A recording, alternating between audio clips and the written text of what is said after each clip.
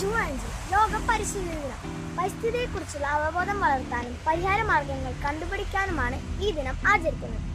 1972 സ്റ്റോക്ക്ഹോമിൽ നടന്ന പരിസ്ഥിതി ഉച്ചകോടിയുടെ ഭാഗമായാണ് 1973 മുതൽ പരിസ്ഥിതി ദിനം ആചരിച്ചു വരുന്നത്. റിച്ചർഡ് കഴ്സൺ രചിച്ച സൈലൻസ് അഥവാ നിശബ്ദവസ്ത്രം എന്ന നോവലാണ് പരിസ്ഥിതിയുടെ ബൈബിൾ എന്നറിയപ്പെടുന്നത്.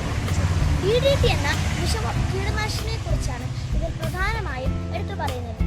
ഇന്ന് എൻ്റെ സ്കൂളിൽ ക്വിസ് മത്സരവും പ്രസംഗ മത്സരവും പഴവസ്തുക്കളെ കൊണ്ട് ഉണ്ടാക്കുന്ന മത്സരവും ഉണ്ട്.